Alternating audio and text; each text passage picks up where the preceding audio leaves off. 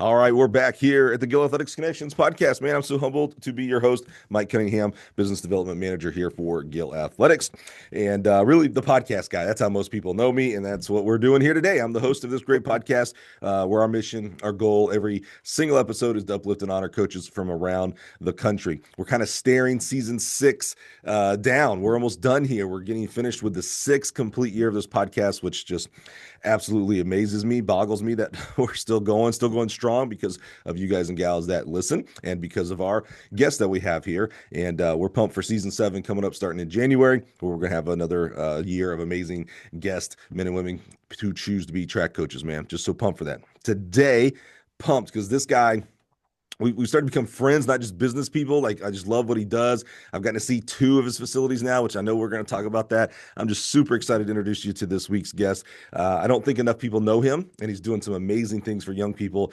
around the country, but specifically in Texas, and we're going to talk about that. Help me welcome the creator, the director, the grand poobah, the guy who, CEO plus the janitor. He does it all there at a facility called J.U.M.P Smart Texas. We're going to learn more about what that means. Help me welcome the wise, the wonderful Mr. Kenny Roseman. Kenny, how are you, sir? I'm doing well, Mike. How you doing, man? I appreciate you having me on. Like I said, I know you got a chance to come by 2 facilities, so getting a chance to come to your podcast and talk a little bit. Been knowing you for many years now, and s- hearing about your daughter growing up and sharing Mhm. shirts and different things like that. It's cool Yeah, to finally sit down and talk for a little while. absolutely, man. Did I get that right? CEO, janitor, everything in between, right? I've seen it in action, so I know it's right. And we try to get in there and get everything done. So me and my coaches kind of split up duties, but whoever's That's there, right. we make it happen. Yeah, man. Well, I'm pumped, man. Kind of working backwards a little bit before we go back to the origin story here. You're running a facility there in the Dallas-Fort Worth area. This is your second facility that I've seen, obviously focusing on jumps based on the name, but you do kind of all, you've had a bunch of amazing athletes there. I'm just really like so proud of you, dude. Like, I love our high school and our college coaches, no doubt. I mean, as former high school and college coach myself, but I've seen you, and we'll definitely talk about this as we move along on the journey. I've seen you really be cognizant of bridging the gap between club coaches and high school coaches. And Right. that's something that, especially in the state of Texas, but I know it happens in all 50 states. That's an issue that's out there, is this club versus high school thing. And, one of the, leaders lead, right? So one of the places that I Right. want to be leading in is how do we bridge that gap, create that communication. So, knowing you and seeing what you've done, you're helpful in that respect. And so we'll make sure we definitely talk about that issue, if you will, and what we can, maybe learn from you and help, increase that communication so we can stop the bickering. Because the only people who lose, by the way, are the kids. That's the problem with this whole thing, is that's the only people who lose are the kids. And so we want to be leaders Absolutely. together. Yeah, perfect. Love that. Yeah. Well, before we start, so the facility, the club, the company, the facility is called J.U.M.P Smart Texas. Yes. You've told me this before, and of course I've forgotten it because I just think of you. You're the face to me, not what it stands for, but I know it stands for something. Remind me what J.U.M.P stands for. Jump stands for Join Us Making Progress. That's it. It started as a nonprofit a little bit before COVID, so just helping out jumpers in the area, Texas area, get to college. Uh, I had an opportunity to coach some really good jumpers along the way, as well as help and assist other Texas athletes uh, getting to the next level. We had a bunch of kids that would come in from Houston or now East Texas and Midland and really far places to get to from Dallas. But I got a chance to train some of these kids and then help get them to college. So that really helped. Uh, the join us making progress, because I do want to see kids get to college. I think that's the main goal of the program. We can jump far, but one of the main things that I press is, we're going to go to college, we're going to graduate, and we're going to use jumping as a tool to do that. Yeah, and I love, all of your facilities I've been to. You obviously, a lot of pride in the schools that your athletes do go to, and so you have flags up on the wall. And I've seen, the University of Oregon and Texas and all those great schools. But you kind of live the truth that you speak of. In that, I've also seen the quote unquote smaller school flags up there too. It's not like, I don't get a sense that you allow your ego to go, man. Yeah, we send all these kids to D1. It's like, no, we send our kids to college. They they go to college. school. Yeah. Yeah, I think it's hard now, especially with this roster spots and Mm, how I guess competitive the NCAA is now. It's hard for a lot of high school kids to be ready for that level. right. And not that they can't get there, but it's not the same recruiting class as it was 10 years ago. Hmm. You Hmm. know, the 24-foot jumper might have had a chance to go to a 24 low guy might have had a chance to, get big, full rides at some of these bigger schools. Now it's not that case. And it's, Do you think before this just kind of came up to me when you said that because of the roster limits on the Division One side, do you think then is it more important today? You mentioned that 24 kid Mhm. that they have a second and third event, meaning like is it going to be hard for a kid who's just a good long jumper and maybe doesn't even do the triple jump and he's probably fast, but maybe he doesn't run on the relays or whatnot at school. Is it going to be better for a kid to maybe be not as high, like not be a 25-foot jumper? That's obviously great. But if he's a 24, he better be a 50 plus triple jumper and a 10-2 or something like that to get these roster spots. And I have seen out. I'm not a college coach, but we have hundreds of kids in college now, and just going through the recruiting process and how it's changed in the last years, you're gonna have to be able to provide value. Hmm. So whether that's you being a conference champion, regional, national qualifier, or you being able to be competitive in two events, like you were saying, or multiple events, or being a long jump kid that can hop on a relay, or the same thing, a long jumper that can score a point or two in triple jump. Right. I think that especially for, like, I guess our training program, we have to be able to provide value. So whether that's one or two events, I'm not saying be a stud at everything we do, but we have to, again, depending on the level, get these kids ready to be able to help a team. Yeah, yeah. I'm gonna use extremes here, but yeah, it makes it seem like if a kid's a 26-foot long jumper but does nothing else, versus a kid who's a 25 and also a 52 triple and a Yeah. like I said a 10-2 is like, oh, I might give up that 26-footer to go get that 25. That's you hit the right word, value. Like, oh, wait a minute, I got two, maybe three, four events out of this Mhm. kid versus someone. So maybe the lesson out there for high school coaches and high school athletes is keep yourself available to do other events. Don't you may be a great you may be a great high jumper. You might want to start finding another event that you also can be very good at if that's your goal. Not everybody wants to go Division One, and not everybody should honestly go Division One. There's a lot of other great schools and coaches and programs out there. So, but I like that word value. That seems like a key word there. All right. And I think on any level of the recruiting process, where it's NAIA, JUCO, D1, D2, D3, I think it's still value. And we can range the scales like for any level of Right.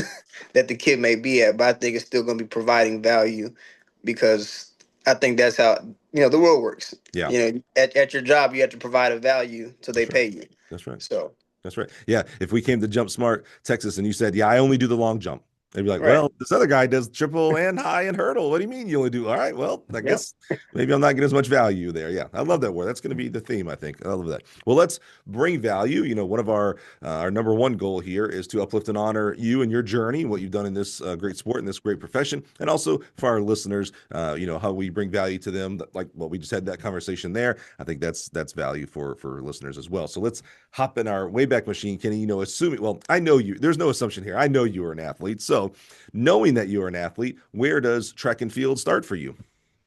Ooh, I was thinking sixth or seventh grade. I grew up playing soccer and football, probably since I was six. Around, I think seventh grade, my mom introduced me to triple jump. And that's only because I was, again, a soccer player. So they put me in the 800 in the mile, and of course I hated it. Nobody wants to, so of course I hated it. So what's the thing to get me to run the least? I guess it was long jump, triple jump, high jump. Right. So I got to experimenting with those, and again, I was still a soccer player, more Mhm. so I would say, until maybe my sophomore junior year. I kind of found a private coach that did something similar to what I'm doing now, and I improved a whole lot. And I was like, well, maybe track isn't that bad. That's interesting. A lot of times I like asking our uh, coaches who were athletes who played football and track, like, hey, so were you would you have considered yourself a football player who ran track or a track? You kind of have the same question though with soccer. So I'm hearing like maybe at least in the beginning, you were a soccer player who did track, not a track athlete who did soccer. No, I did. I was a competitive soccer. Like I did club soccer until my junior year, Oh yeah. and then it was. I remember I had to miss a tournament to go to Nike Indoor Nationals, and I ended up getting third there. So it was like, all right, man, I know I'm not the third best soccer player in the country, and so just finding a little bit of success in triple jumpers and then That's being okay in long jump back then was. I was like, all right, man, maybe I should probably. that's funny. That's funny. I like that. I was like, I know I'm not the third best soccer guy out there. Well, were you? Because I think soccer is different. So I'm kind of just curious. Were you good enough in soccer though to be recruited? I was getting to the recruitable age. So I stopped club my junior. I played high school, like, but it wasn't high Because level. because soccer is. I thought soccer was a little different. Like a much earlier. We Like do like I said, Olympic development programs and yeah like yeah yeah. state teams. They have, and that's what I think I brought with the track meets and the stuff that I'm trying to do is a little bit more showcase style, Right. Olympic team development, different things like that. It's Yeah. I guess soccer they recruit for colleges, but I mean they also get recruited to play pro soccer. Yeah, yeah, it's a different system than I'm used to maybe a little bit more straightforward sports, track and football, which always trips me out when like things that happen outside the norm, like in football when you hear about the eighth grader who's offered, and it's like, what do you mean they were off? Like they're eighth grade, like Yeah, who even knows what they're going to be as a sophomore, and who's that coach even going to be there for crying out loud? So, but soccer I'd yeah, always heard was a little different, and I think yeah. that OD program I think has a lot to do with that. Yeah. Hmm. So you get introduced fairly early. You get introduced to your favorite events, the 800 and the mile early, but then finally move over to the jumps, of course. What was it besides not having to run 2 laps, 3 laps, 4 laps? What was it about the jumps that kind of, once you got introduced to them, like really, I would say, whet your appetite? You're like, oh, wait a Yeah. minute, this is what I'm supposed to be doing. Well, I think my family played basketball. Most of my family played basketball. Okay. And they I would say they can jump high. I guess like my dad was, 5'8", 5'9". He was doing all the between the legs jumps. So for me, a soccer player doesn't show that, right? Yeah, So when right. I get to go out there and I was being a little shorter guy that could dunk and do all this other stuff. It was cool to see that stuff, I guess. So I Hmm. think that's kind of what I liked. As I got older, the technique, Hmm. especially triple jump. I'm still a big perfectionist, and I think you have a lot that you can improve on. I was never the fastest sprint guy, so I think long jump it wasn't. I was never gonna be a Carl Lewis or Right. a big super far long jumper just because I wasn't blazing, Yeah, yeah. Yeah, Did you, first of all, are you growing up in Texas? Are you from? I'm from the Yeah. Dallas area. Yeah, okay. Um, when you got introduced to long and triple, like I'm trying to remember. So I don't know if I've ever told this story before.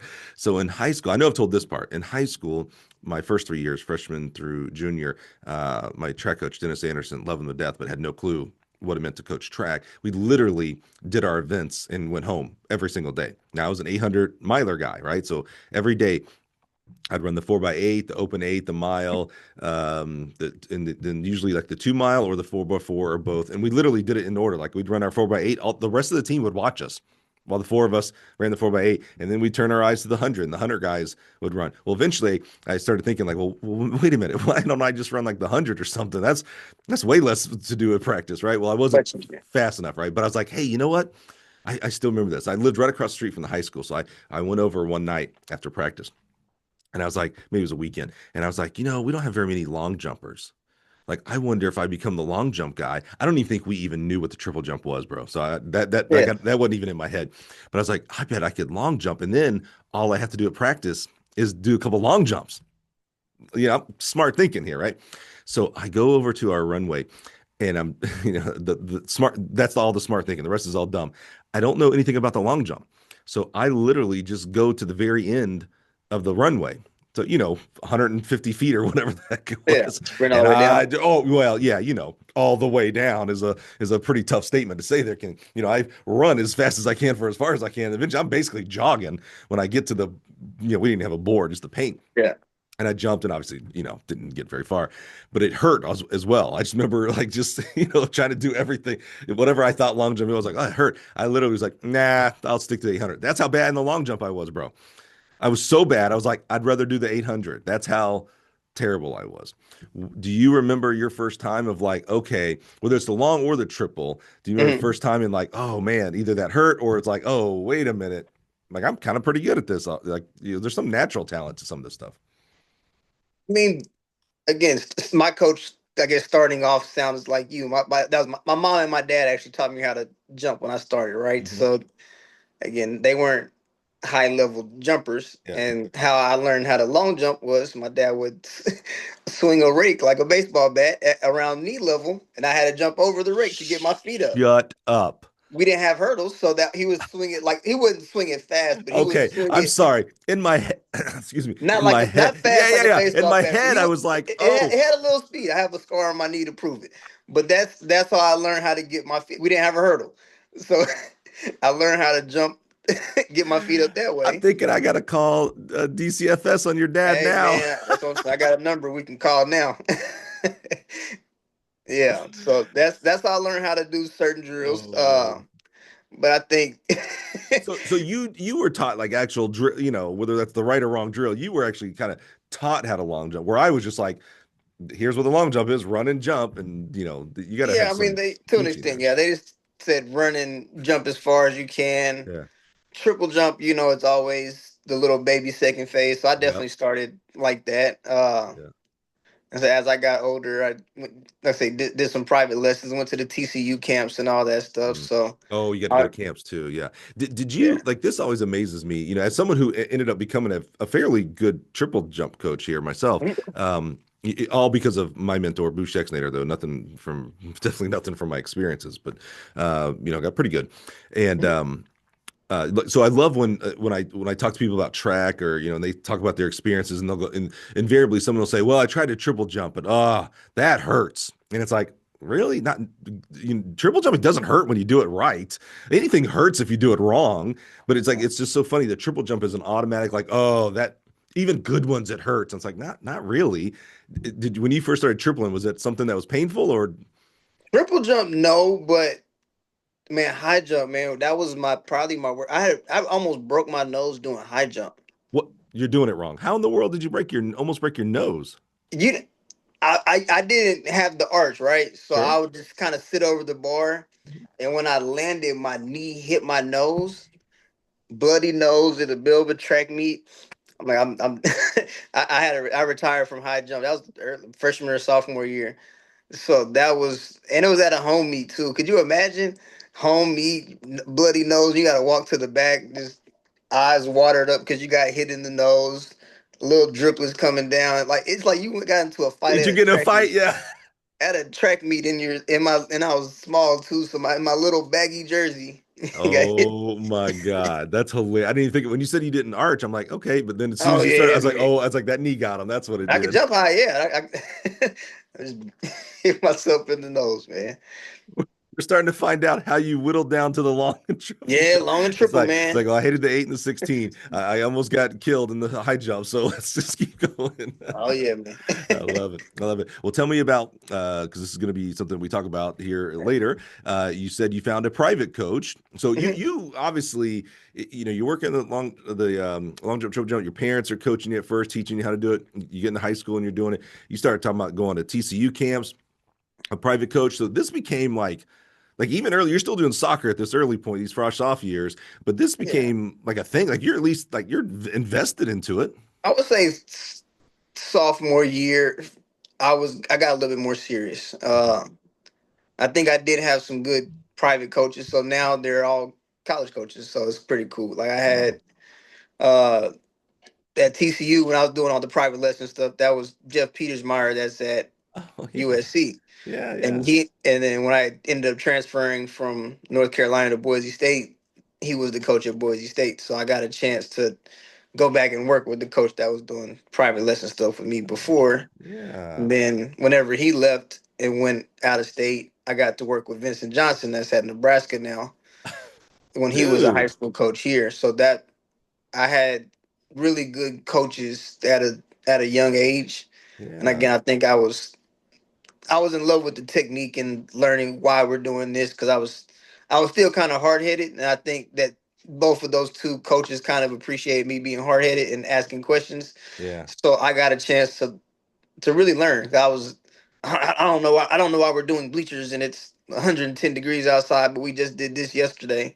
Right. And then most of the time they'll say just because I said so, but sometimes they'll actually take time and explain stuff to me. So it was cool to get a chance to learn at a young age too. One of the things we have at our age is we have perspective, right? We have 2020, behind us, right? When Yeah, you think about during high school, when you were asking those, because I always wonder, it's interesting because, we spoiler alert, we know you become a coach, right? yeah, And so it's always interesting to me about like, well, what kind of athlete were you? And what I mean by that is, like, I don't really care how good or not good our guests are as far as an athleticism, because Mhm. that doesn't matter, that doesn't make them who they are as a coach. But when I ask, what kind of athlete were you, I always wonder, like, oh, did you ask questions like, when you asked questions about workouts, were you trying to figure out, well, why did we do this after we did that yesterday? And why aren't we doing this? Because you're like trying to figure it out. Or, and this could be all excuses, by the way, because, we're dealing with 14, 18-year-old kids and 14 Yeah. to 18-year-old versions of ourselves. It's like, why are we doing bleachers at 110 to this sucks? What are we doing? Yeah. But knowing you become a coach and you were asking, it seems like you were asking almost in the middle there. Like there was a little bit of like, 15-year-old, like, what the hell are we doing this for? But also Right. like, yeah, I want to know, like, because you're talking about the technique a lot. Were you Yeah.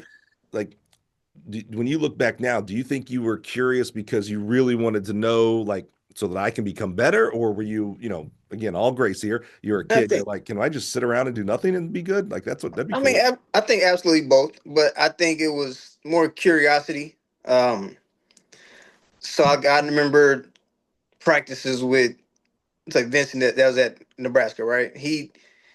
We would do a cone at say 12 or 13 feet. And we would do this drill until we could progress until the next thing. I never understood why. He's like, but if you can't handle this, how can you go faster and do this? Mhm. So I feel like I got a chance to really learn from the coaches, but I got a chance to piece my coaching philosophy with things that worked for myself. Mhm. But again, these coaches they're successful. So Yeah. in the jump, yeah. So I got a chance to again at a young age be around them. I remember practicing with at TCU with like Whitney Gibson when I was a 14, 15 year old. So national Wow. champion, NCAA record holder. Yeah. Jonathan, what was his last name? Pete's gonna kill me now.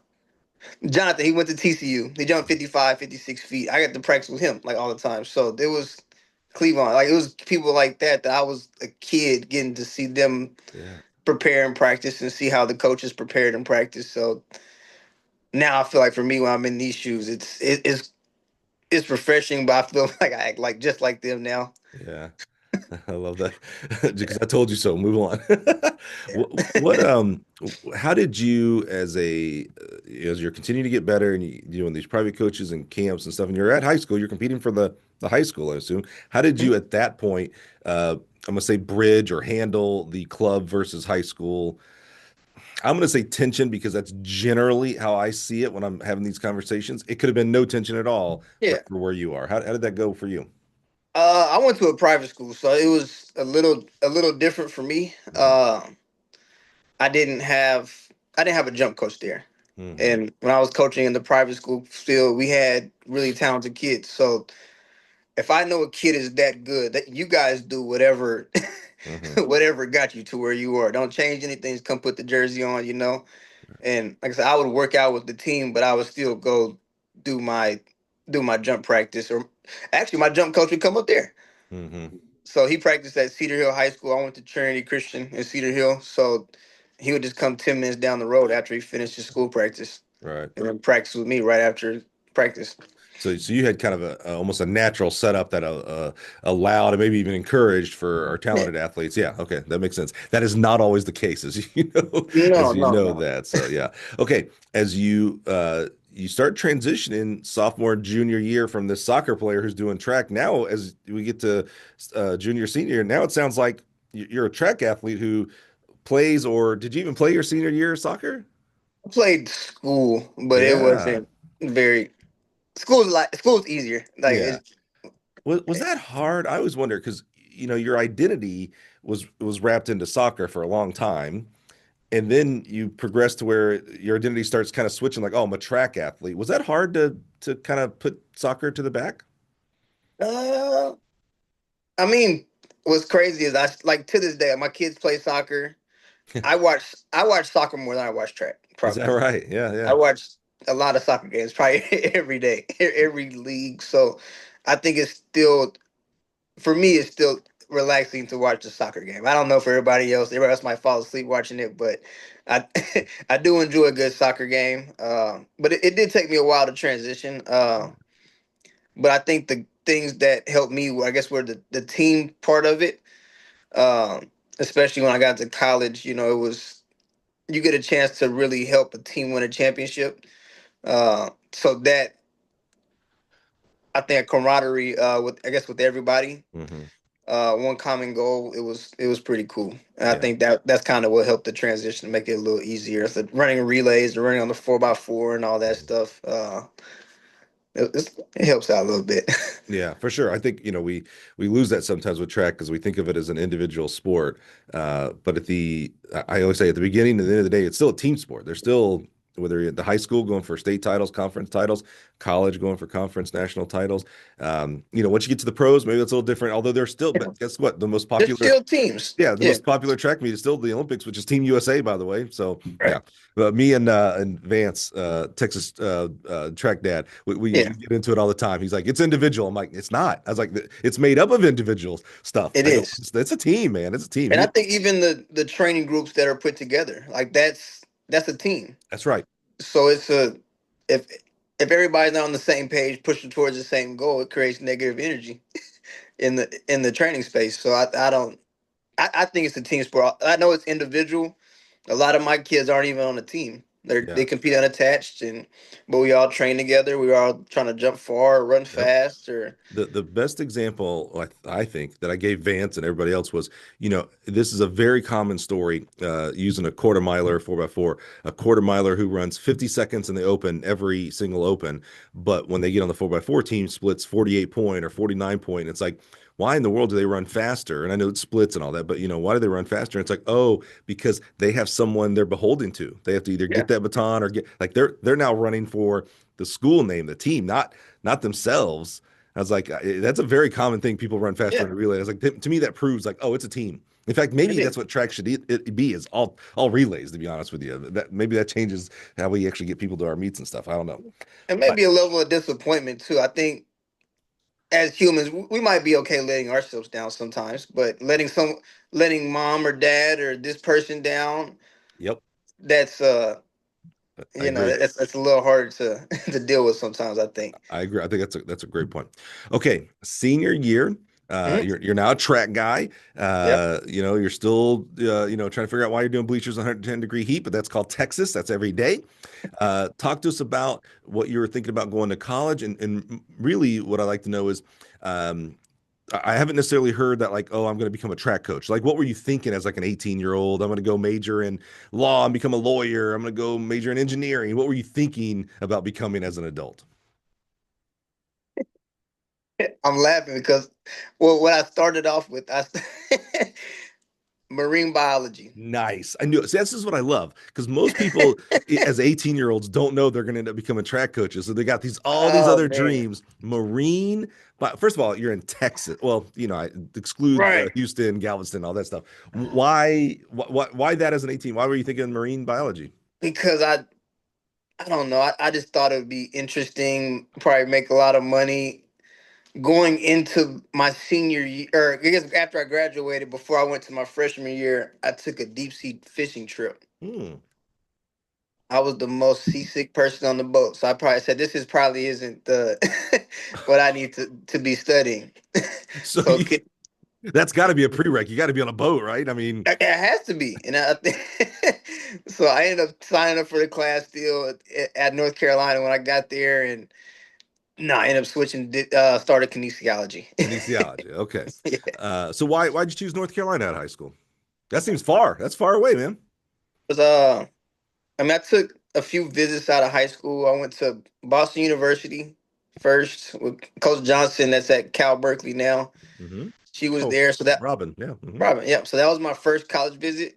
Then I went to Texas A&M with Mm-hmm. Coach Van Out again. That's in Houston now. Yeah, Jim. Yeah. Then I went to North Carolina. I just like it's Austin Davis that's at OU now. Mm-hmm. He was one of my teammates there. So Yeah. Oh, that's right. Yeah. so for me, I wanted to again. I think learning, right? I didn't want to go to a program where I was necessarily the best person.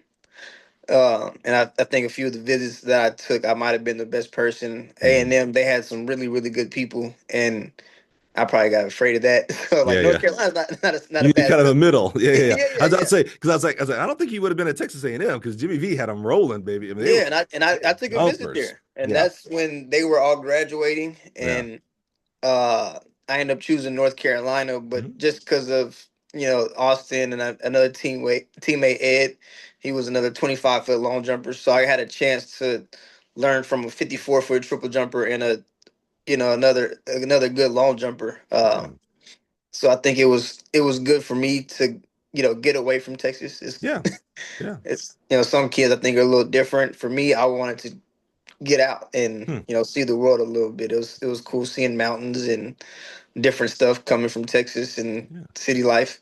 Yeah, it's a beautiful campus, beautiful area. I Yeah, mean, you could have picked a lot worse places as far as looks and the program and the ACC and teammates. I love that. You told me this before, but Austin being your teammate there, I forgot about that. That's pretty cool. yeah, That's pretty cool. So you go there and thinking marine biology, like, yep, that's not going to work out. So kinesiology, which that makes a ton of sense. right. Ton of Yeah, sense. so I started there. My sophomore year, I ended up transferring. Mhm. Back then, we didn't have the transfer portal, so I had to go JUCO for a semester, get my associates, and Is then that right? yeah, I actually moved down to A&M, so I was gonna go there. Went to a little JUCO where Cam Newton went, Blinn College, for a Blend, yeah. semester. Yep. Yeah, so I went there for a semester. I was living in College Station, training, competing unattached Mhm. in that semester. And then Peters Meyer ended up calling me, and I, ended up going to Boise. So From two things that always one that cracks me up and another I'm going to question you on. It always cracks me up, and you're not necessarily this type of person, but in general, we Yeah, we are railing on the transfer portal, right? hmm And we act like it's brand new. And so I love when I get people on here and they're like, and then I transfer. I'm like, oh my God, you transferred before there was a transfer portal. Like it's yeah, happened before, people. This is for not sure. new. Maybe it's easier. I don't know, and I don't It's a care lot how it's easier. easier. Yeah, But people have been transferring from long before the transfer portal. I just thought that was funny when you said that. Two, you said, because you said Cam Newton, you said yeah. Blinn College. Like maybe you don't know the history of Blinn College. Oh, they have a crazy track program Okay, too. all right. Oh yeah, Because you initiated with Cam Newton, not going, former world class beaters Blinn Junior College. Yeah, oh yeah. yeah, Okay, all right. I just wanted to oh make yeah. They had sure. a track program back in the day. Oh Oh yeah, yeah, oh, yeah, but way before. I mean, before me, so definitely before you. yeah, But yeah, they were my understanding because I coached JUCO during the Barton County was the. I mean, they would win nationals by 100 points. yeah. Lance Brahman was the coach there. It was amazing, and I was always told that as good as Barton was during my time, Blinn hmm would have beat the brakes out of them. Like that's how good Blinn was, and that's no shade on Barton because they were amazing. But they Yeah. Blinn just like I think at one point I heard you always wonder like how much is lore and actually truth. At one point they had three. These are JUCO, so these are all fresh off kids. Yeah. Three discus throwers all over 200 feet. And I was like, Jesus, what do you mean three of them? Like I one would mean, have been amazing. yeah. Blinn, it's 2 hours from Dallas and Houston. Yeah, South Plains is one of the bigger programs in yeah, Texas for as far as JUCOs go, yep, but yep. they're 5-6 hours from Yeah. every major city coming this way. Right. I think back then that would have been a hot spot for sure. Yeah, yeah, that and Odessa was big and Yeah. is kind of coming back too. Hmm. And that's, Blinn, I believe that's where Pat Henry coached. I believe that's where Dennis Yep. Shaver coached. I mean, there was a lot of coaches that we, rightfully revere today, and they were in little old Blinn Junior College. So Yeah. you go to Blinn thinking that, all right, I'm gonna go to A&M. I'll come back and go to A&M, and then Petersmeyer, who, I mean, I just love this web of track and field, dude. Like, this private coach that you were coaching working with TCU, and then he Yeah. goes to Boise State, and it's like, well, why don't you come to Boise State? Now, what did you think? Now, maybe you didn't have that much of a problem because you did go from Texas all the way to Chapel Hill, for crying out loud. But Boise's a whole nother.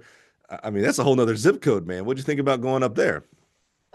It was for me. It happened quick. I think it was around, I guess, August when I was finishing up my associate's degree and had to get out. So, Right, right. um, yeah, it was pretty quick, but I love Boise, man. It's a beautiful city. And again, for me, I've never seen mountains. Oh, sure. So Yeah. whenever you get to Boise and you get to see all the mountains, and my apartment was on the green belt, so you get to see this river every day, Yeah. ride your bike a mile down the river every day with these nice trees and mountains and scenery to go to your class. Yes, it was nice to me. I mean, it was an easy transition. Had a bunch of teammates that I still talk to this day, and I had a really really good time there. I did. What year did you go there? It was 2010 and 12. So what they hosted nationals one year. Was Yeah, was that before you or during? no, it was during. It was my first year there. Okay, yeah, because I've gone out there before. I've gone out there a couple of times, but I remember Out in nationals being out Nampa. there. Yeah, out in Nampa. Yeah, that's right. Out now that place was out. That was kind Oh, of you out had to there. drive, yes, Yeah, sir. yeah, yeah, yeah, yeah. That was out It there. was in the. Yeah. Um, Still studying kinesiology. Uh, man, no. Okay. Uh-oh. So yeah, so as you know, you have to stay on track with your degree. So funny, dude. You're like, ah. No, yeah. So you have to stay on track with your degree, right? So Mhm. North Carolina starts kinesiology classes junior year. Boise starts in freshman year. So I was doing basics and getting all that stuff knocked out. Oh, So a lot of the stuff that they were taking, I was so far behind. So I ended up going to social science. So okay. sociology and history Right. focus. But it's cool using a little bit of sociology to see how people work and how everything goes. Yeah. I see a lot of the stuff that we went over in class, and some of the kids and the parents, and just little stuff. Right. Yeah. It's interesting. I understand. This just kind of made me think about, you probably would have been knowing that you go on to become very successful. So this is a little tough to say this, but like you would have probably been better served to be a kinesiology major. But Yeah, because of the rules of progress towards degree, and interestingly, how two schools do it completely different, that tripped you up, and so you had to go to this social science type of yeah, like it just to me that kind of just shows a little bit how the educational system is broken, and maybe specifically as it relates to athletics. Like first of all, I can't believe in our society we kind of force 18-year-olds to pick a major that is going to affect the rest of their life. Like you're 18. What do you know? You think you want to be a marine biologist and you can't even stand being on boats, for crying out loud. Like you should have some experience in this world maybe before you pick something that's going to affect the rest of your life. And then you get into maybe something you probably were more destined to be, kinesiology, and then because these two schools, there's no standardization of schools, you have to like, again, I understand the idea of progress towards a degree. I get that, but then I'm yeah, like, well, this kind of actually worked against the kid trying to be academically inclined. So it's yeah. just interesting. I mean, I did have to, especially now, do a lot of research on different energy systems and all the other X's and O's, little fun stuff. Yeah. I know Maurice Hutton that you talked to on the podcast, man. This guy bugs me all the time about different workouts and how I set this up wrong because of my energy systems that I used on this day. So, so like just going through and again, I'm not a coach that says I know everything. I call and ask a lot of people. Different Mhm. questions. Would you do on this? What is again why? Right. So just trying to figure out stuff as I go. I'm still pretty young in this coaching Yeah. game, I think. So as you are finishing out your last couple of years there at Boise, Mhm. getting the social science, social work kind of degree, is coaching in your mind at all as you're working towards your degree? A little bit. My brother was actually graduating. My younger brother, he was a freshman in high school, so I would dabble into writing a little workouts. I wasn't always the most healthy athlete, so partially tore a knee one year. Back was a little beat up, so I got to spend some time with Pete again, coach, and learn whys and how he wrote his workouts, Hmm. and go through some of that, and kind of, I don't want to say writing my own, but especially like I said when I was transferring and doing the JUCO thing by myself, I had to write my workouts. Oh, right. Glenn didn't have a track team, so I was Right. taking classes there, but I was competing unattached and Right. writing my own workouts and doing all that stuff. So I think that was my first, I guess, taste of doing all that stuff, and then it was That's interesting because you're definitely at that point in age and a stage where you had no right to be writing your own workouts, meaning like you weren't yeah, ready to be a coach, but no, you did what you had to do. I get that. Do you like what was that experience like? Was there frustration of like having to write your own workouts, or was there, and looking back, knowing because you know what like real level workout is? Because I always wonder sometimes like how can you bring the intensity that you need to bring to some workouts without a coach there? So you thought you were working hard, but it's like, oh, really? I was kind of taking it because I take it easy on myself. I love myself more than anybody. yeah, When you I look back, think what was that experience? You know, I'm gonna do air quotes, coaching yourself. yeah, I think the intensity, like you said, you can't replicate. Again, for me, I wasn't fast. Mm, I'm not saying I wasn't fast, but I was a 1090. I ran 1099. right. Me and my coach jumped up and down like I was Usain Bolt. We Broke ran 11, around the baby. track. Heck yeah. I'm Right. a 10-second 100-meter guy. Yeah, that's how I was. Like Hell and yeah. and so when we did that, it's oh man, I don't know. Yeah. How do you, not that coach needs to be there to yell at you and all that, but coach knows the right words to say, knows the right, I think it's the intensity. I always had somebody to record and mm-hmm. look at videos. I wasn't. I big friends that are jumpers, so I got a chance to talk to Marquise Goodwin Mm-hmm. and Omar Craddock and some of these guys. So we'd share videos and stuff. They would say what they thought about stuff, but it wasn't. I think it was the intensity in the training group. Yeah. For me, that was lacking. It's hard to lift heavy weight by yourself. Yeah. That's right. Yeah. It's hard to do 8 150s if we had that or something crazy. Like it's hard to push yourself to that limit when Yeah. you're already not the top guy. Yeah. If you're Yeah, a workout like 8 150 actually, that's a great example because maybe you could handle, 4 or 5 reps at whatever, yeah, time you need to hit, but it's hard to push yourself on rep 6, 7, and 8. absolutely, And that's kind of your money, right? You got to hit all 8 if that's the work. yeah. Yeah, that makes a lot of sense. Uh, okay, finishing out Boise. Mhm. You had done some coaching. Well, we'll loosely call the coaching at Blinn yourself, but you did some things with your brother and stuff like Mhm. that. You get your degree. What do we do? We got to get a job or Yeah, so I actually moved back to Dallas, graduated in December, moved back to Dallas, and you went to the facility, so you got the chance to see my mom's and my family's truck driving school, or the right? the school That's right. that is about. So it has truck driving, welding, different trades, cosmetology, barber classes. Right. I actually started working there, doing a lot of the recruiting stuff, going to job fairs, little high school career Oh days. yeah. We do a lot of work with people that are recently like released from prisons and Hmm. stuff. So I go to speak at parole meetings and Yeah. Oh uh, wow. do some recruiting for the school. I did that. I mean, I still work with doing some of the recruiting and Facebook ads and all that stuff. Right. Um, but I started with that, and then Coach Orlando McDaniel. He was an old club coach out here that passed away during COVID. He had a club team, North Texas Cheetahs. Oh yeah. So he happened. His daughter went to the same school as my brother. Okay. and they were walking through the hallway. He's like, "Hey man, did your brother graduate already? Tell him to call me. I got this girl. I think it's gonna be pretty good." And the girl was Jasmine Moore. Shut up. So I was No way. yeah. So that was around March. I was already working for 2 months back home. I wasn't coaching. Um, and I guess the first kids that I got was my brother, and then just working with. I wasn't even coaching at the school yet. I was just coaching my brother when I Right. graduated, and then Jasmine and a couple of other kids that kind of came out, and they're all graduated college now and old.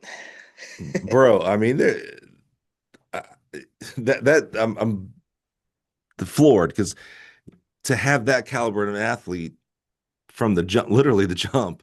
I Well, that mean, was my that's first. That was my yeah.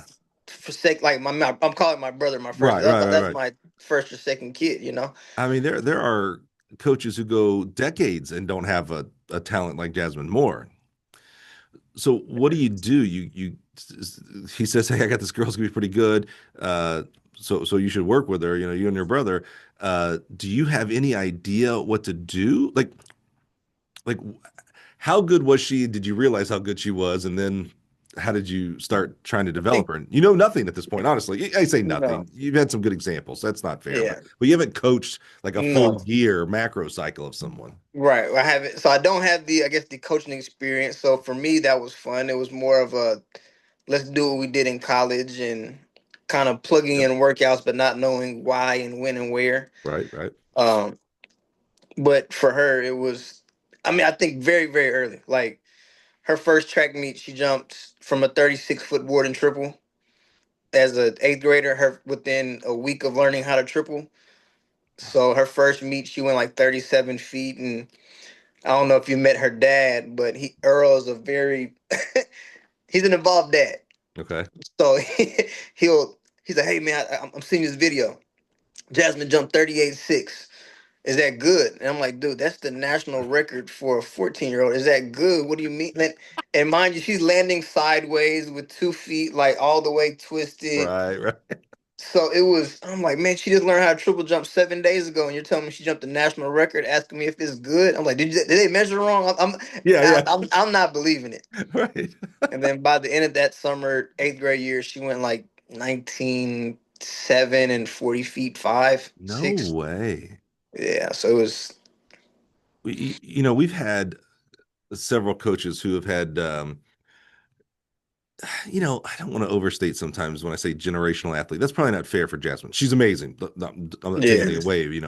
Generational is just a whole nother, like, maybe Mondo right now is a generational athlete, right? Um, but you definitely have an athlete who, obviously stupid good, medalist, all this kind of stuff, right? Record holders. At that age, is it more about like when you think again, we have hindsight, you kind of look back to it now, and you've worked with a lot of other great athletes, so you now have a cadre of people to compare and contrast. When you look back at her as like an eighth grader, is it more of just like she had the God-given talent earlier than some, and so she's just more athletic, and that's why she's able to do something? Because obviously she had to, things had to change from being a 38-foot triple jumper to being a 46-foot triple jump. Like she had to work towards that. Yes. But did she have more immediate talent younger, or what? Both. I mean, for her, the mom was a 21 plus long jumper Oh, I at didn't know Florida this. State. Okay. Dad was a hurdler at Western Michigan, and he's 6'5", 6'6". So Okay. Okay. So so you can't beat genetics. Sure, can't be you got to genetics have it. one. But man, she really was. So she's like, I guess her background was a competitive cheerleader. Okay. Okay. So in gymnastics, so I think a lot of my best kids are gymnasts, and they come from that background where they're used to getting critique, Right. right? Oh, right. So for her, she's a perfectionist. Like Interesting. I think so. Yes, she was talented early, but if you talk to Nick at Florida right now, he'll say the same thing. Like she's driving me through the wall. Like she is if something's not perfect for her, even at a very young age, she was like that. So I think that's the difference between her. Yeah. being a 44, 45 foot girl or the American record holder. And I gotta go back to it. She is a phenom, though, I believe. In my eyes, Yeah, yeah, Jasmine is a phenom. yeah, Just because she's had the 13, 14 record, freshman, sophomore, yeah, junior, high school national record. yeah. She's number two U20 all time, American record holder. It's hard for kids that are that talented early, like Mondo and Jasmine, and I would say even Shakari's, like, it's hard for them to progress and keep progressing. I So I agree. think for them, they are phenoms. There's very, very, very few of those kids that have been good for, like Sidney McLaughlin. Like, they've been Yeah. good for this many years. It doesn't happen like that. Yeah, look, I'm not taking anything away from her. Do not stick her dad on me. I am not No, saying no, no, anything no, bad about Jasmine Moore. Trust me, okay? Trust me, trust me, trust me. no, no. I just want to, like, she is. Yeah, I think she's that way because she is a perfectionist, yeah. though. I do. First of all, to harp on that point, I think it's interesting. You said, genetically, but what I'm hearing also is that she's very coachable. So when she and driven, like maybe that's the third, maybe that's the triangle. You got to be Yeah, coachable, driven, and you got to have the genetic talent to it. To where she was like, okay, I'm pretty good, but okay, how do I get better? What do I got to yeah, do to get better? How do I get better? Yeah, that's probably something that's missing in some athletes. What one of those three is missing to make the yeah, leap to become actually nationally good. yeah. I think. I mean, she made me a better coach. I was a, I'll say a kid, but I was a young Yeah, 24, that's fair. 25, That's 26 year fair. old. Hmm. And I just remember, like, one time we were at nationals in New York. She said, I want to jump, it's her junior year. She said, I want to jump 44 feet. I want to jump 44 feet. I want to jump 44 feet. And for me, that's crazy, right? So Yeah. cool. There's a lot of But junior boys that want to jump 44 yeah, feet. she jumped 43, 11 3/4. Guess who's outside crying in the Oh, snow? no. Wow. Crying. We're having to bring her inside. She doesn't want to get her medal, doesn't want to do interviews. And that day it was just for me, I'm always, glasses half full. Not half, we're almost there. We're almost at 44. If Yeah. you hit the board perfect, we'll jump 44. Yeah. She told me my goal was to jump 44 as a coach. Your job is to get me there. Wow. And she's a kid that told me that. Yeah, yeah, right. So for me, now it's when I talk to kids and go through all this process, I'm like, what do you want out of this? Because I can get a kid to jumping 43, 44, whatever, 25, 26, whatever Right. it may be. Are you willing to put the work in, or are we going to do it together? Right, right. Yeah. Wow. Man, that to me is probably a part of the definition of generational or phenom is that self-drive, even at such a young age. Like there's a little bit of audacity of her at that age to say to you, Yeah. and I know you're young as a coach too, and that probably maybe that played into it, but for her to say, hey, my job was to jump 44, your job is to get me there. Like I mean, there's a little bit of audacity, Yeah. and maybe it would be audacity if she didn't also put the work in. But if it's like, oh, she is putting in the work, I guess I But better it's get it's better. a trust, though. Like, I Yeah, think yeah, yeah, yeah, yeah, yeah. I'm big on, like, we'll go to war with each other. Like, Mm, if I'm sitting out here in the rain for this workout, you are too. If I'm sitting out in 110 degrees, yeah, you know, we're going through all these things together. So I think she was she was very, very serious about that. yeah. And it was cool seeing the growth. That was kind of her turning point Mm, of, all right, we're gonna go to the Olympics in college twice. it's Like, amazing. that was the goal. Now, having such a good athlete early in your career, there's a lot of different avenues you could have taken. Like one could have been like, "Hey, man, I'm a pretty good coach. Look what look what's happening out there." Another avenue is some insecurity of like, "Oof, am I good enough to coach this person?" How did you evolve as a coach? Because something you stated is this is episode I don't even know 338 or 339. So I've done 300 plus of these, right? And maybe no one has talked to more coaches in depth than this guy right here, right?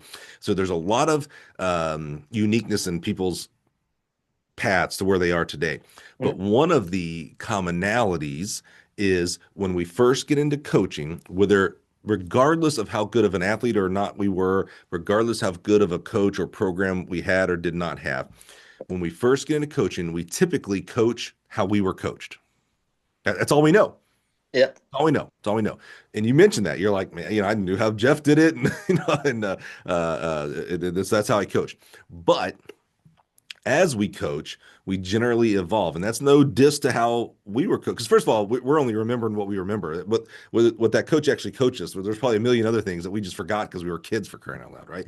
But Right. we evolve through coaching education, formal education, or informal peer to peer things like that. As you're going through this journey with her, what are Mhm. you doing?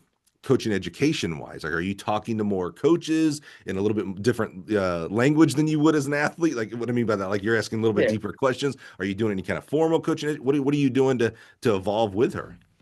I think for me, I got especially just because I have so many kids year after year.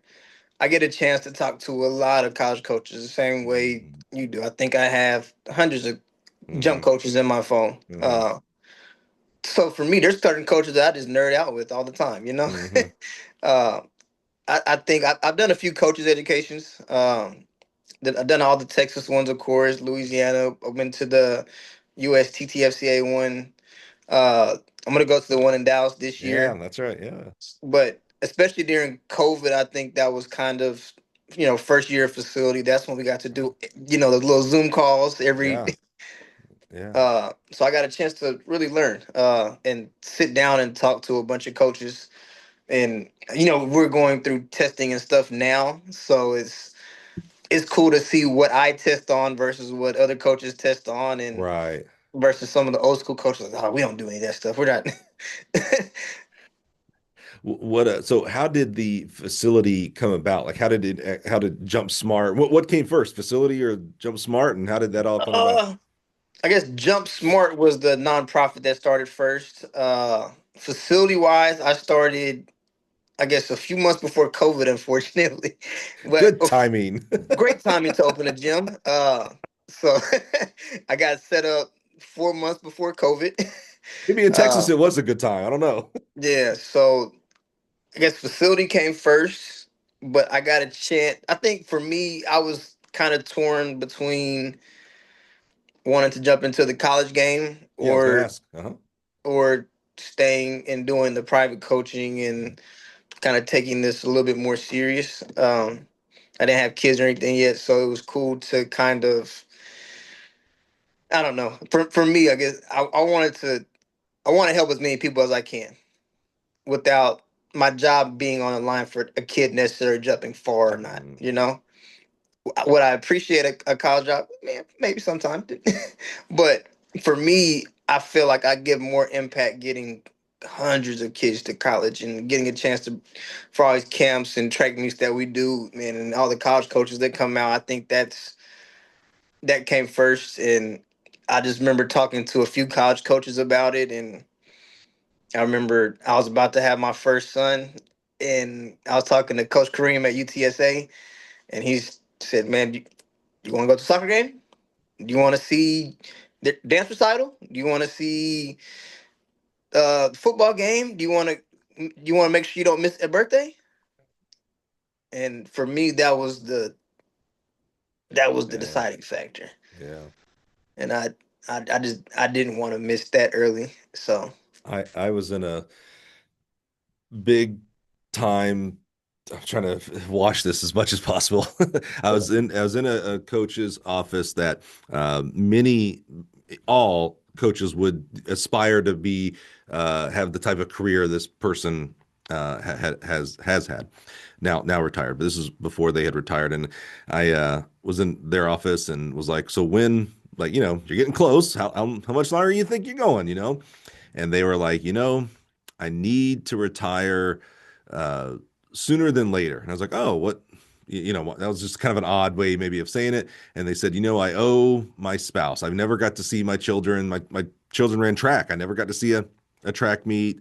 We got married during track season, so never got to really do yeah. anniversaries and stuff like. And they were like, I need to retire so that before I get too old, before I'm infirmed, that I can take my spouse and make up for Mhm. my career. And you could just see the regret in their eye. And it bummed me out. It made me so sad because it was like, oh man, the sacrifices the family had to make for this person's career. And that is not a story unique to track and field. Yeah. I don't even want to say high level CEOs, but CEOs, teacher. I mean, there are other professions. Yeah. Let's be real here. Doesn't make it right, by the way. And it's funny, when I would, for a long time, I taught USATF level 1 courses. Probably taught about 30 in my career. And the number one question I would get is a high school coach, because I started coaching high school before I coached college. I would get a high school coach going, "Hey, so how do I coach college? Like, what steps do I need to take?" And I was like, "Maybe you don't." Like, Yeah. both professions are great. By the way, you might have a bigger impact on more people on the high school side. Oh, and by the way, you might make more money, by the way. Oh, and you're probably more stable. you like moving around all over the Yeah. place, because unfortunately, when, something happens, it could be not even your fault and you don't get your contract renewed. The head coach doesn't get renewed. You don't get renewed. And there is, depending on where you are, there is no other university. You got to go somewhere else for that opportunity. I was like, it's not necessarily all it's cooked up to be. And guys like Kareem and others, especially a guy like that, he makes a lot of effort with his spouse and family, for crying out loud. And I know a lot of our coaches do, but it's not the glory that we assume just because we watch it on Saturday, on college football Saturday. We see the pomp and circumstances. Yeah. It's not necessarily that as a career actually being in and on it. So, And I love this so far now. Just we had my two sons had football games this Saturday, and I got to go to a soccer game Sunday. It's cool that I get to see them warm up or do like the pregame handshakes or something. I don't have to miss that little stuff, Yeah. Yeah. So How many track coaches hosted recruits this weekend and so did not yeah. get to go to their kids' soccer games and stuff? Do you know how many track coaches were on the road doing home visits this weekend and didn't get to? I mean, how many distance coaches were at cross country? I mean, it's Yeah. and not 100%. I'm not saying that. I'm just saying, whoa, it is not. I guess the veneer I always tried to take off was, it's not shiny. It's a job. And that means there's going to be sacrifices, by the way, just like there's sacrifices of what you do as well.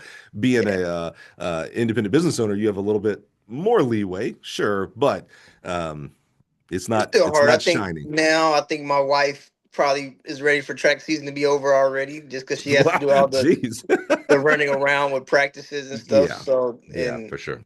Especially I have to practice in the afternoon, so she has to run around with the kids and pick up from school while I'm at practice or heading to practice. Yeah. So yeah, I get it. It's tough, man. Every profession has its with family, and it should be the other way around. Families work should work around the family, and unfortunately, in our society, at least here in the United States, it doesn't happen. Whether you're in a more lenient thing like sports, like we are, or not, it's still tough. Yeah. Okay, so you get your first facility, hang that shingle out, and say, okay, come here, jump smart. First of all, how did you come up with the name Join Us Making Progress? How did that come about? We didn't have ChatGPT back then, so you didn't ChatGPT it. Man, staring at a wall. It was I had J.U.M.P. I just had J.U.M.P, and that's all I had. J.U.M.P. I spelled it out like that one day, and it always pops up every year on the Facebook post.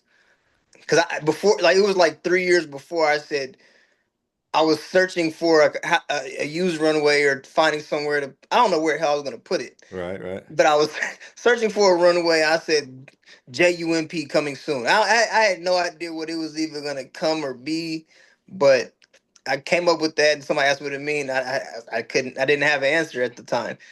So I was like, join us making progress. Progress to what? Getting kids to college. Okay.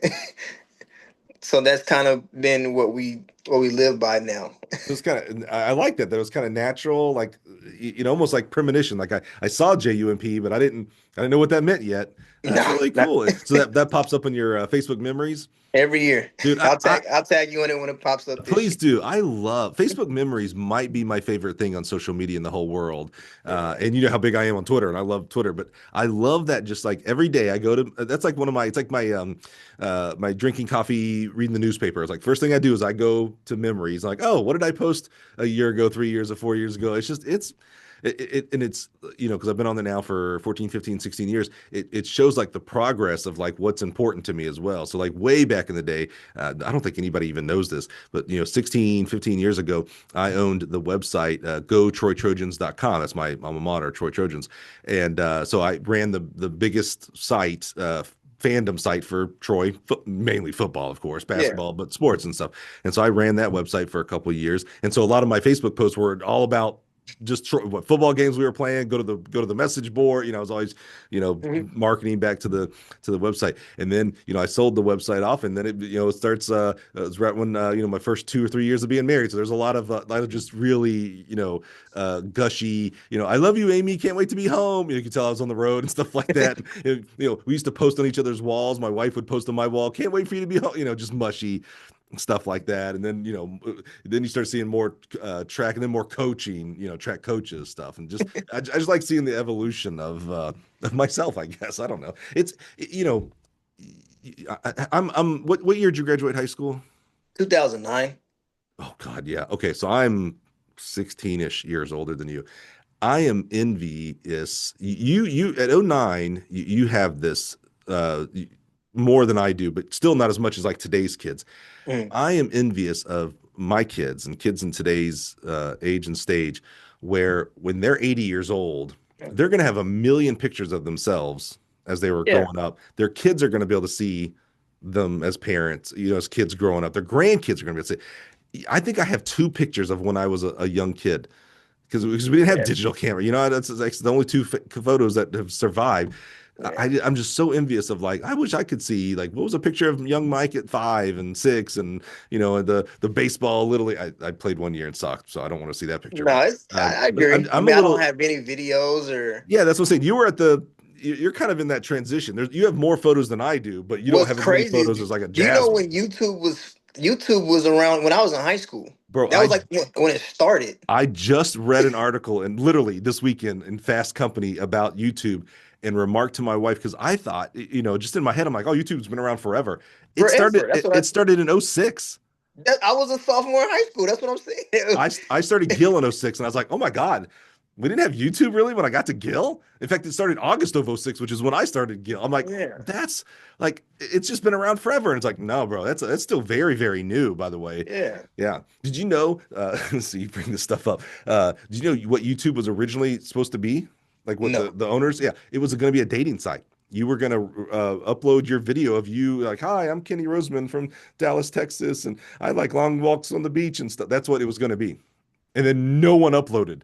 They were like, okay, no one wants this, so what are we going to do? And they started figuring out about, okay, we'll just post our own stuff on there. So the owner, Wow. the creator, the very first video ever, he went to the zoo and was like, this is an elephant. This is a lion. And that was the first video ever. It was a fascinating article. It talked about, all the things that they had to get over in regards to copyright infringement, much like Napster back in the day, and Yeah, yeah. all that kind of stuff. And then all the the viral videos that came along the Mhm. way, Charlie bit my finger and stuff like that. So it was fascinating, because again, I was just like, YouTube's a baby. I would kept It's think a I just think baby. of YouTube as my age. Like, no, YouTube's a little baby, man. Yeah. Baby. How in the world did we get on that? Anyway, uh, okay, Facebook memories. That's how. Facebook memories. I'm sorry.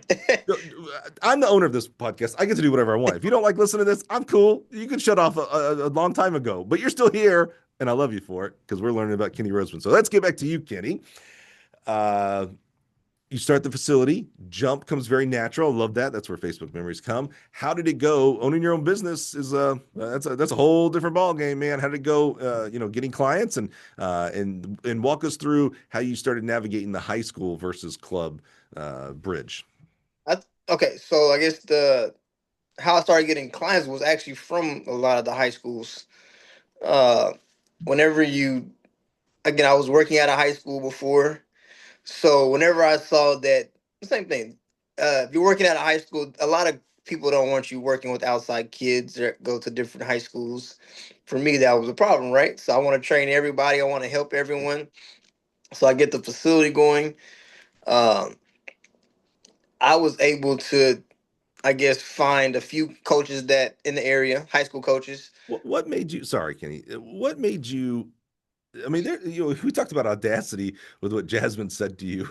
after Uh-huh. jumping 43, 11 and three quarters. There's some audacity on your part. What made you think there are no facilities like this? Let's be real here. When I say no, meaning like it's not like on every corner there's Yeah. a mini track club, right? They go to other facilities. All the clubs go to the facility. What made you think like this was a good idea? Like this would even be successful? You don't seem like the guy who wants to throw away money and burn it. So Mm. you had to think like I can make this work. Where did you? This is kind of a crazy idea, dude. I got lucky one. I think there was the building that I was in before. They were trying to get somebody in the sweetest, quickest possible. Hmm. They posted an ad. I saw it on Craigslist, man. So even or it was like Facebook. Like, it was like I think it's Craigslist. Yeah. But they said this 6,000 square foot warehouse for 3,000 a month or something for the first. So I said, I'll be there tomorrow. Is it for real? We came with the money and we got moved in within the next week or so. Wow. Um, but you're right. There's not a lot of facilities for, I guess, for long jump or triple jump. Yeah. We're adding high jump in there, but there's not a lot of facilities, especially on the south side of Dallas. There's a bunch up north, uh, Grapevine, Frisco, McKinney. There's a bunch out Plano, bunch out that way. But in DeSoto, South Dallas, Duncanville, Cedar, all that area, there's not Hmm. anything like it. So for me, it was all right. We can do. You've been to the both spots, so we have the turf field where we can do some football training. We have the weight room where we can do boot camp classes and fitness stuff. Now we have at the new facility, we have a little bit more room to do everything.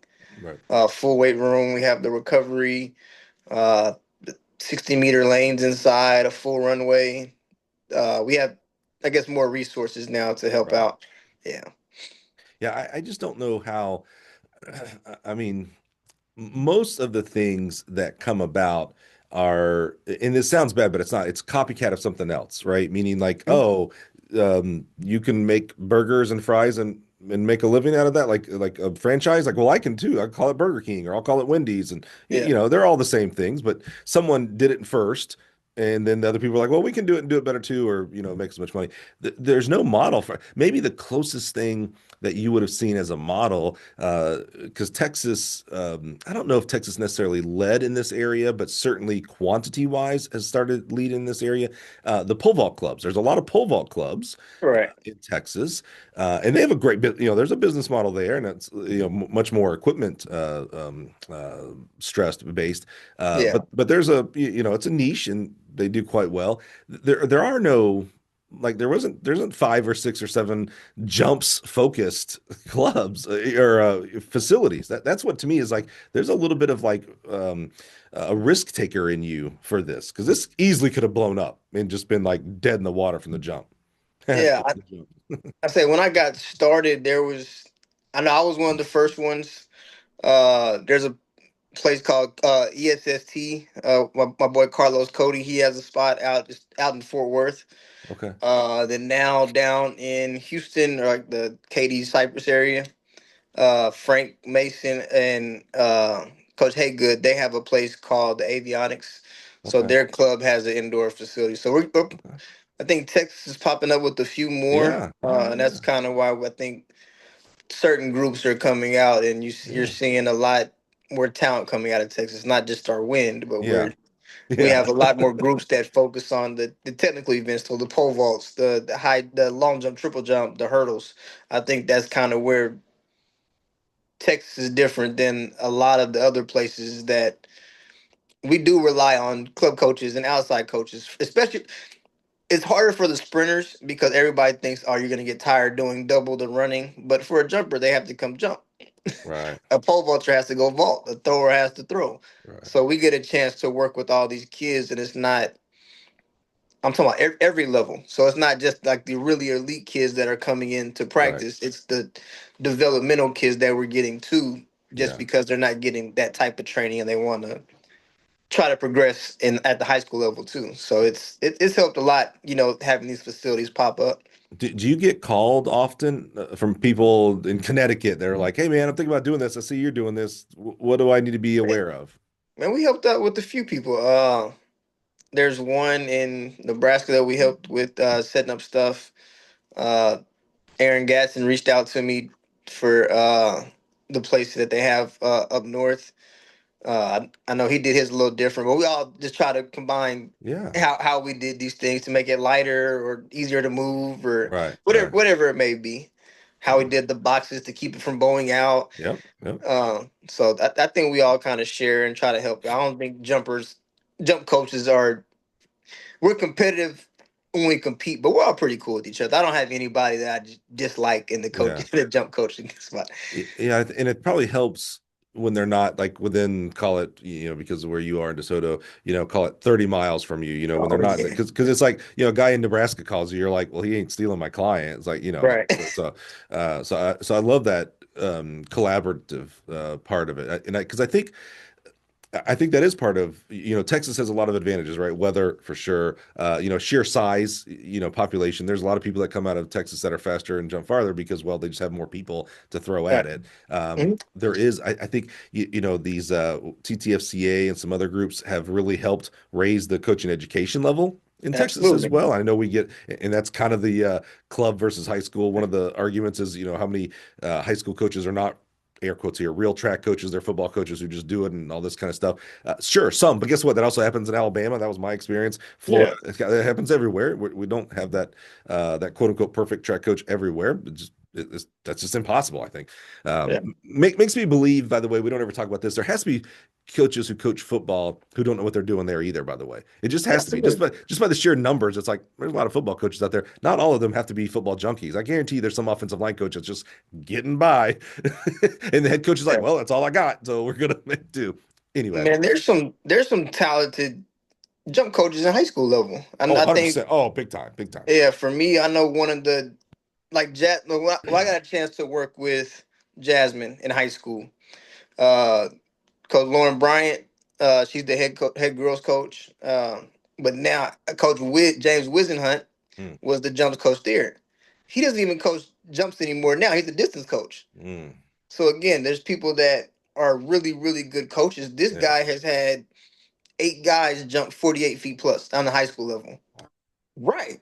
So while we working, we combine the workouts, and he works on approach, or I work on the jumps. He works on the jumps. I work on approach. There's kids. He had a guy that jumped 50 feet as a sophomore. He helped coach Right. Jasmine. He went 1 and 2 in 5A and 6A one year in triple jump. So Jasmine and another girl. So there's That's right. I don't think that to say that there's, especially I hate hearing that there's no good high school coaches, Yeah. because there's bad club coaches. Yeah. By the Yeah. way, okay. So one, you can prove that there's good coaches in the high school level because the majority of high school track athletes don't go to a club coach. Let's be real here. Yeah. Like vast majority don't Yes. go to a club coach and go look at the results. That proves it right there. And they have more kids, so you're managing more kids with less. Yeah, that's right. That's right. Yeah. And two, great point there. Uh, we hear a lot of it from the club coaching side, and these are big generalizations, guys. I know there's always people in between that don't act like this, but we hear from the club coaches like, well, we're filling a need because there's no, the high school coaches aren't very good, and we're the experts. But then again, the law of averages says, well, not every club coach is an expert either. Yeah. Let's be real here. But I think there's a need for both. But the need for both means that there has to be communication. So today, Hmm. with you're a very well known club coach. You do a lot of good work. I was blessed to be down there a few weeks ago and see, and I love, the first person I meet there, of course, was a young lady who's very, very good. She was going on some, big power forward visits. And I was like, oh yeah, that's what I expect around here. And then the next kid I Yeah. meet is a little, she had to be 8 years old. She didn't even, not that she didn't want to be there, but she was an 8 year old. She was playing around, and I was like, Yep. oh wow, he really does have the whole gamut here. I Yeah. actually, it gave me a lot more respect for you, Kenny. It's like, oh, he ain't dealing with just the elites. He's got everybody Yeah. here. So I really did love that. But you're dealing with a lot of great kids, and so you're having to coordinate high school versus club versus visits and all this stuff. How are you helping with the communication side with high school coaches, with the athletes and things like that? How are you helping? How are you not trying to make it worse? That might be Right. the So best for way to me, put it. it's as for me, I guess communication both sides. So how the athlete feels and what coach feels that athlete needs to have covered, right? So I keep using Lake Ridge as an example, but that's one of the schools I've worked with the most, right? So the girl that came in yesterday, we did some testing stuff, standing long jump, 5 bounds, uh, and then they do their weight room testing at school. So I don't have to double up and have a kid max out twice Right. in the weight room, Right. but I can message the coach, send all the stuff. So hey, this kid's still coming to practice. This is how they've improved on this. Do you see the same things at your practice? Right. Um, so I think that open communication, is even when the kids come into practice. For me, I'm normally the last thing that they see as far as practice, right? Mhm. So if a kid goes to school, they lift weights in the morning, then they have after school practice, and then want to come to me after. It makes it a little harder to get the work done, especially knowing what we know with energy systems and just overall burnout Right. from club coach going crazy, thinking that we need to do all this. It's a balance because again, the only person that suffers is, like you said, that the athlete suffers. So I'm not as selfish. For me, I don't even have a club. I just train kids, right? It's a Mm. facility. We train kids. Uh, so they'll never put on a Jump Smart Texas uniform. Oh, I don't think I. Okay, I Yeah, so that is a that's been distinction. my thing the whole time. I'm not a club. I have a couple kids that have signed up under Jump Smart. Got to sign up for a track meet or something, but Right. we're not doing. It's not a Jump Smart Texas uniform. Yeah. So I want to train and reach everyone. As I said, I work with even clubs. Like I have clubs that I, send all their I, kids I, over. I was about to say, wait a minute. So you actually are, I'm going to air quotes here. You're in competition with club coaches as well. You Not know, you know what I mean. If I were to say a club coach is in competition with a high school coach, which may not be a very fair thing to say as I say that out loud, right.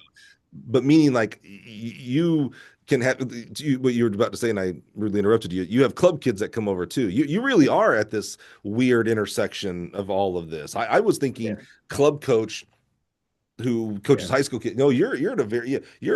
you're a jumps trainer, not a club I'm coach. a jumps training facility owner. Yeah. I don't have anybody that does team stuff. Most of my kids were on Jackrabbits, North Texas Cheetahs, AP Ranch was the Right, girl right. that you met. So Is that where she we was? have Yeah. Mhm. yeah, so we have kids that come from every team. It just Yeah. depends on what they need. I mean, some kids need to come in and lift with Coach John, or some Right. kids need to come in and do jumps technique because they sprint all day at jump practice or at school practice.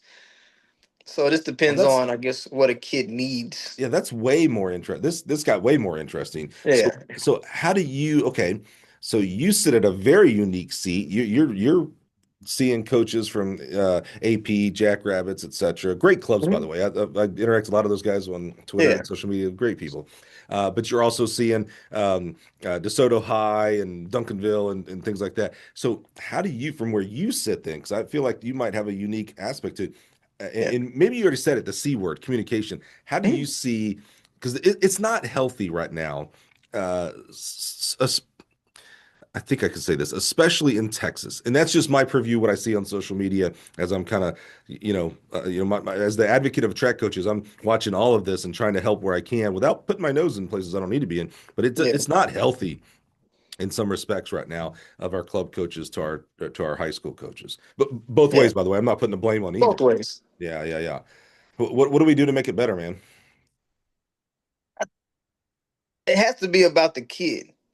Like I've had a kids that don't even do school track because they can't come to a practice with me, or they can't go to a practice with their club coach, and that might be what the kid or the parents Yeah. wants. So I think for all of us, we can't tell, we can, but it's not, a lot of times for me, I haven't, I don't like telling parents what to do with their children, right? Hmm. So there's always going to be someone that thinks that they are missing something or that they need something extra, and that's perfectly fine. If you feel like your child is struggling with math, you're gonna find them a math tutor. It would be it's the same thing. Or if you It's a want great to, point. yeah, if you want to lose 20 pounds, you're gonna get a personal trainer.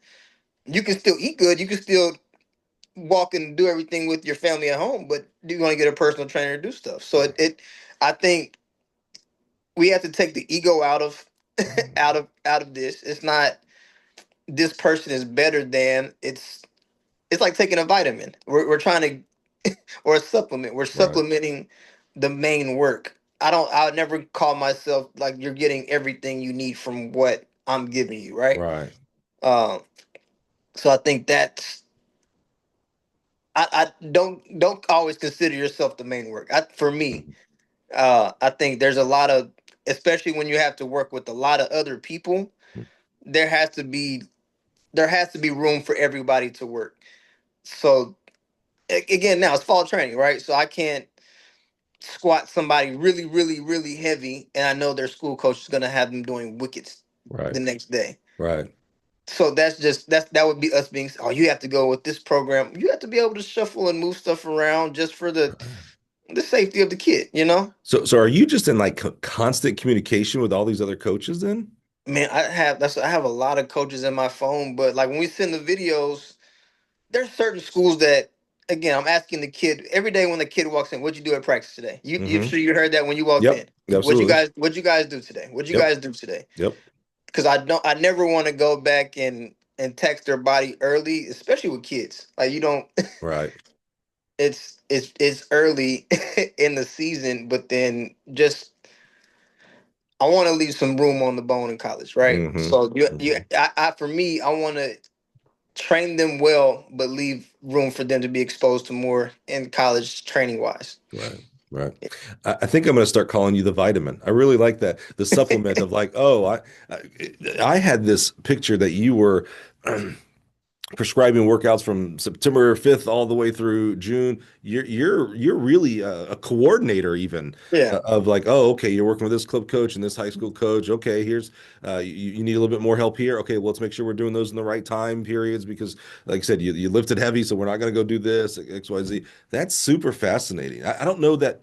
Like I can't think of a just off the top of my head, like I'm trying to think of other clubs, like, oh, that's how they do it. No, most are, clubs. Here's we have a uniform during the summer or whatever, and yeah. That's so And unique. then now for us at the facility, we have, like I said, Coach John Hmm. Drummond that's there, and then we have DJ Henderson that's there, so Hmm. and Coach Kamiron. Uh, so we have three other coaches that we're all under the same roof, and we can plan all these workouts together. So for Hmm. us, even before, like when I was younger, I had to do all the weightlifting. I had to do the speed work. I had to do this. So we'd have to combine 3 4 hours into 1 or 2 sessions. Right. So now we get a chance to really, really, really break stuff down kid by kid, athlete by athlete, depending on what they need. Hmm. So I'm excited, man. It's gonna be a fun year. How do you? Who was the young man that I met that was running the kids through that one workout? Was that DJ? Yeah, The that was the, DJ. the kid that went to Oregon. That was Yeah. Coach DJ Henderson. Yep. Yeah, DJ. You named another coach, and I don't think I met this person. No, Coach Kamiron Smith. He does like a lot of my football training and my strength and conditioning. So anything that involves footwork, that's your guy. Okay. But So footwork, strength and conditioning. We have a few other coaches that help out. so how do Jump Texas and that Jump Smart Texas and that facility is Kenny Rope. Like when anybody thinks about it, it's Kenny. You added a dear friend. This is I'm not saying anything I wouldn't say in front of JD and both of you, and I probably said it when I was there. How do you? So JD comes with his own style, and I'm not talking about the Clown Prince of Track style things. I'm talking about his own Oh yeah, coaching philosophy and thoughts. And he's a man of my age, so we've been around the block. He's got he's stubborn in some things, right? yep. How do you guys coordinate maybe differing styles? And maybe you're going to tell me your styles are the exact same. I have no clue, but how do it's like, hey, this is my facility, boss, but also you're a very collaborative person. How do you Yeah, handle someone of JD stature? He's got a stature, man. That's yeah. John freaking Drummond, man. He's a strong personality. You know Yep. how that is. Hmm. But Hmm.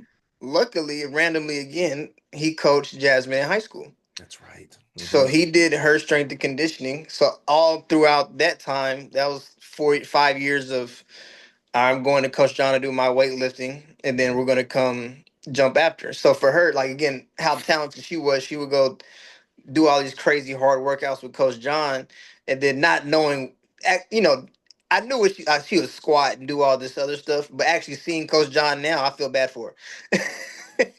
Because there's I don't know how I made you jump after doing some of the stuff Right. that I've seen Coach John do to some of these kids every day. Yeah. But no, it's and even Coach DJ, like I trained him in high school, but Yeah. for us, we know what the I guess what the medicine we're giving the kid is, right? So if Mhm. they only need to work on flexibility and jump technique today, that's all we're working on. Mhm. Or whatever, like whatever kid. So when we have all these coaches there, I can send a kid to Coach DJ. All right, we're gonna work on some of this running mechanic stuff. We're gonna work on some Excel and body position with Coach DJ. If you need to have a conditioning day or work on some strength and conditioning, do some starts, you go with Coach John, right? Mhm. So we have the ability to, I guess, pick and choose Yeah, which yeah. coaches get to work with which kids which day, and it does help. But we all do have our own groups though, so it's cool. I mean, you're really like, it's one thing for you to say, like, we need to have a lot of communication amongst our club and high school and vitamin people and things like that. But you're living it in your own facility of like coordination with John, DJ. Like, you're really, I mean, you're living what you're preaching here, is what I'm kind of seeing. And we try to. Again, we are track nerds, Hmm. so we spend a lot of time together. I talked to DJ and John already today, and getting ready for practices later. But seeing what we need to improve on and what we need to fix, or which kids are coming in that did X, Y, and Z the last two workouts. Hmm. Hmm. So we do talk a lot. I think it Yeah. helps. I love that. The Yeah, DJ seems like a super fun kid. So I man, love, and I say kid, he's just younger than all of us, but loved watching him lead the he's group. energetic, man. He is. Very, oh my God, yeah, yeah, very. And knowing John for quite a while now, I mean, it is interesting. Not discounting our footwork guy. I just don't know him. But Yeah, you triangle, you three-headed dragon there. It is yeah. interesting, kind of the advantages that each one of you guys bring to the table there.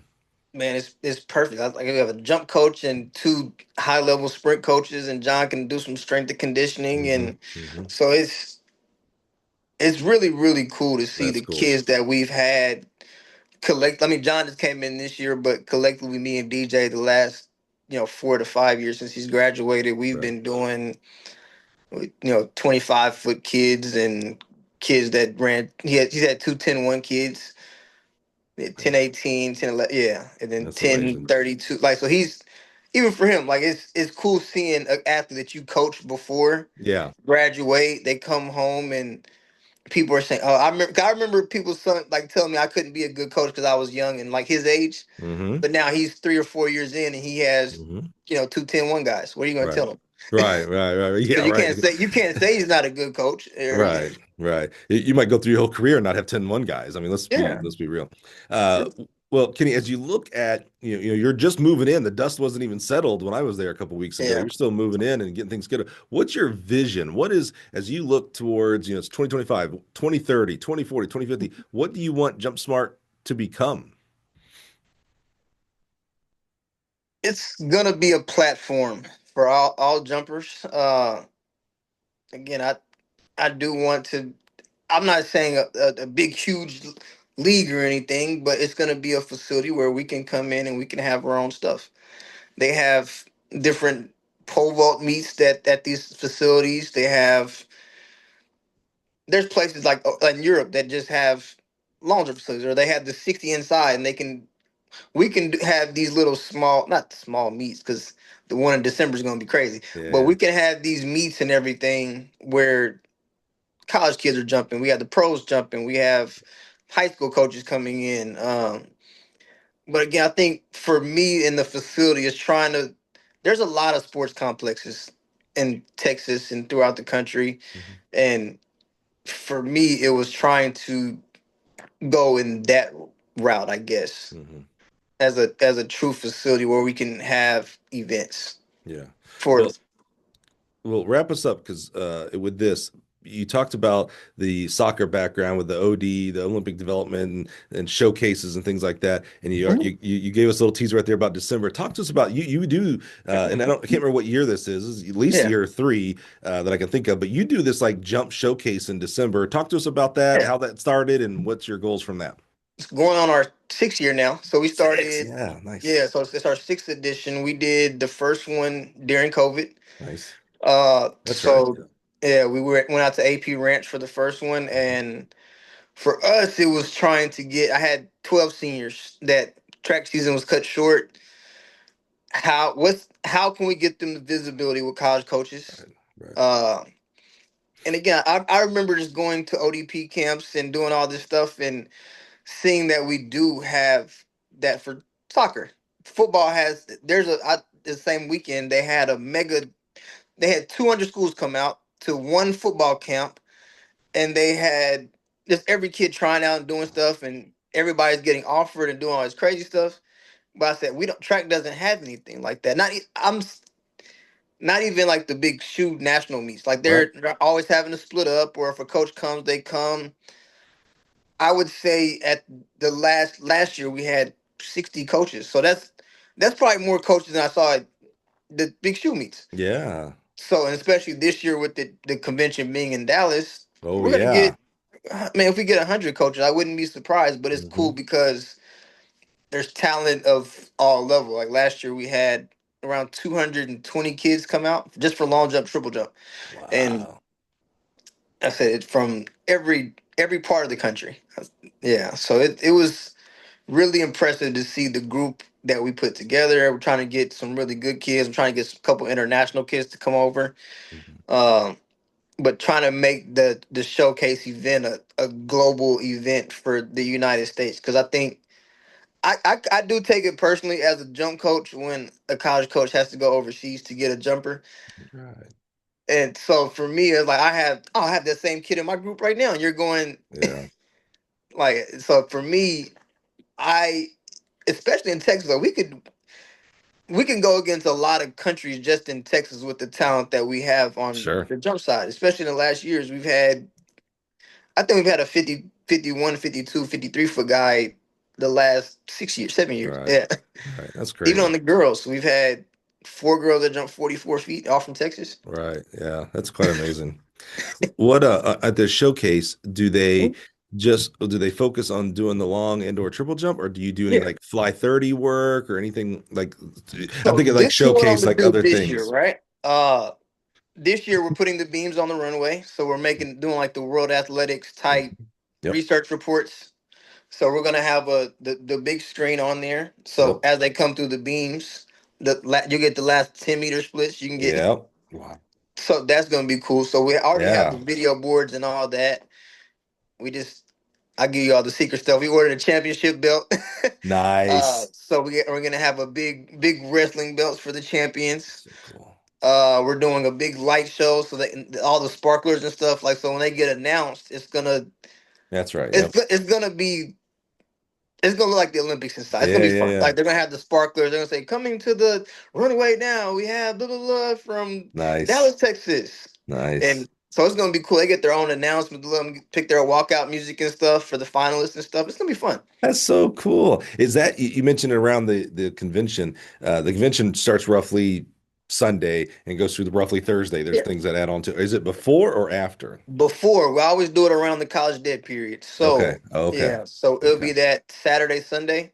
So you Yeah. fly in early, man. You come Yeah. out on That's Saturday or Sunday. I should know soon. Yeah. I might be. We're a sponsor of the NFHS AD convention in Mhm. IAAA, which is the weekend like adjacent, basically Oh, Saturday you through started. Monday, Oh yeah. and then USTFCA Sunday through Thursday. Our vendor starts on Monday, but normally. Mhm. I have a separate group that goes to the NFHSAD show. I don't even think about it because I'm focused on USTFCCCA. This year we're sponsoring. We're doing like for all the ADs there. We're doing this bags tournament. You know bags. Yeah. Yeah, and they might want me to do the announcing for that. So I Mm. may go to Tampa and then Sunday night come to Dallas and then be ready for Monday through the rest of the week. If I don't, I think I might come early Yeah. Come check and it out, man. yeah, because that's good. I can't wait to see that. I'm gonna call it spectacle, but like that, Yeah. that's just really cool to give the kids something they deserve. They work super hard. It's gonna Uh, be fun, man. that will be. I think all the college coaches coming in is refreshing. Uh-huh.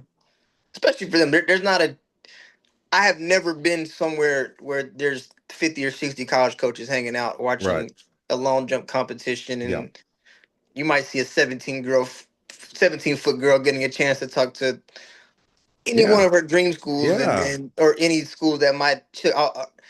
I just remember like there was a kid that mom was like, I can't get her down there. I'm gonna have to send her on the bus. The girl came on a bus from Houston, Wow. unsigned senior. Girl jumps 1910 and 40 foot 5, full ride that day. So for Wow. me, That's cool. that's the impact that it has. Just seeing That's so cool. every kid that comes to the track meet, I'm guaranteed, not guaranteed, but they'll have a.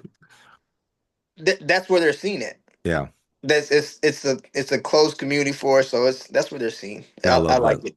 I love Yeah, that. Where can someone's hearing this and they like, wait, I want to be there. yeah, Website or what do we just yeah. It's on Google? Yeah. the registration's on Texas Mile Split. Okay. And then if you want to follow us on Jump Smart Texas Cool. on everything, Yep. I can send you all the registration information, or I'm sure I'll be posting a lot of stuff as Right. we get closer to this meet and the camps and all that. So Yeah. Cool. yeah, I love that. That's awesome, man. Kenny, thank you so much, man. One of the most valuable things you give me is time. And, I mentioned, being down there. I was down there for another project, but just to stop by, just to hang out, man.